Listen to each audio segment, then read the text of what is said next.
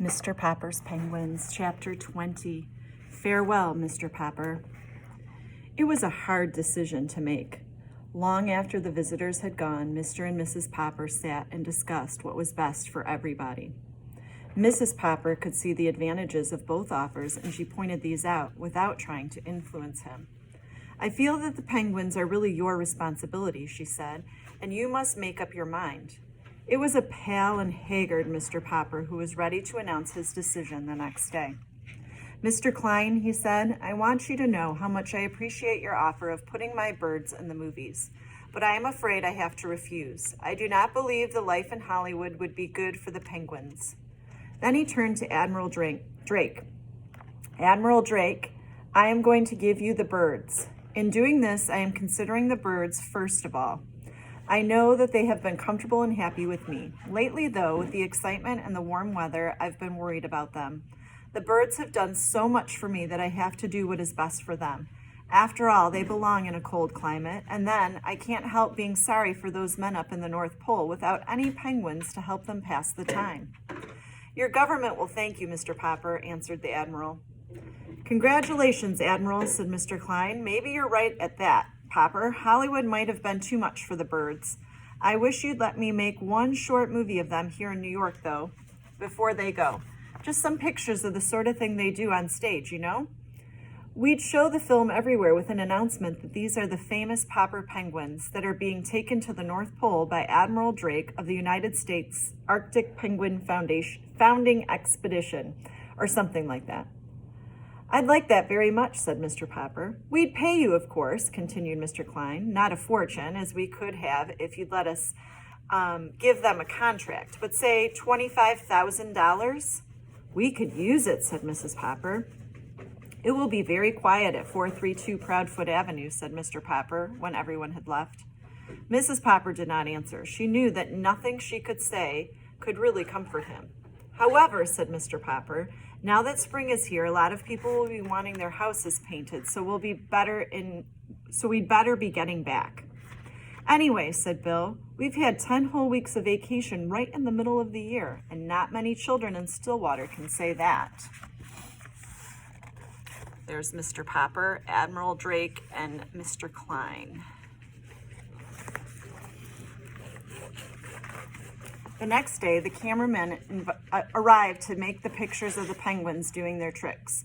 It was arranged that the Poppers should stay in New York just long enough to see the expedition off. Meanwhile, in the harbor, the great sailing ship of Admiral Drake was being made ready for its long trip north. Every day, huge boxes of supplies of all sorts were hustled on board. The most comfortable quarters on the ship were turned over to the penguins, who were the cause of the voyage. Captain Cook was already quite familiar with the ship, since it was the same one the Admiral had sailed to the South Pole, where Captain Cook had often seen it. Greta, too, had seen vessels of this kind. The two of them were kept very busy, showing and explaining everything to Nelson, Columbus, Louisa, Jenny, Scott, Magellan, Adelina, Isabella, Ferdinand, and Victoria. The sailors all took the greatest delight in watching the curious little birds at their explorations. It looks as if this will be a pretty lively trip, they would say. These Popper penguins certainly live up to their reputation. But at last, everything was ready, and the day came when the Poppers were to go down and say goodbye. Bill and Janie ran all over the ship and did not want to leave when it was time to draw up the gangplank. The Admiral shook hands with them and Mrs. Popper and thanked them for having helped to train the extraordinary penguins that were to be a real contribution to science. Mr. Popper had gone below to say a private farewell to his birds. All that kept him from breaking down completely was the knowledge that what he was doing was best for them too.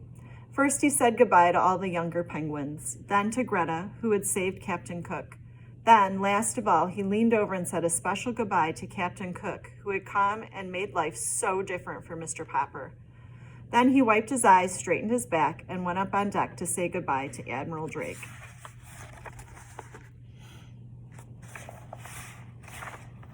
Goodbye, Admiral Drake, he said. Goodbye, repeated the Admiral. Why, what do you mean? Aren't you coming with us? Me? Go with you to the North Pole? Why, yes, of course, Mr. Popper. But how could I go with you? I'm not an explorer or a scientist. I'm only a house painter. You're the keeper of the penguins, aren't you? Roared the Admiral. Man alive, aren't those penguins the reason for this whole expedition? And who's going to see that they're well and happy if you're not going along? Go put on those fur suits like the rest of us. We're pulling anchor in a minute. Mama, shouted Mr. Popper to Mrs. Popper, who had already gone up the gangplank. I'm going too. I'm going too. Admiral Drake says he needs me, Mama. Do you mind if I don't come home for a year or two? Oh, as to that, said Mrs. Popper, I'll miss you very much, my dear, but we have money to live on for a few years, and in winter it will be much easier to keep the house tidy without a man sitting around all day. I'll be getting back to Stillwater. Tomorrow is the day for the meeting of the Ladies' Aid and Missionary Society, and I'll be just in time. So goodbye, my love, and good luck. Goodbye and good luck, echoed the children, and the penguins, hearing their voices, scuttled up on deck and stood there beside the Admiral and Mr. Popper. Then they solemnly lifted their flippers and waved as the great ship moved slowly down the river toward the sea. The end.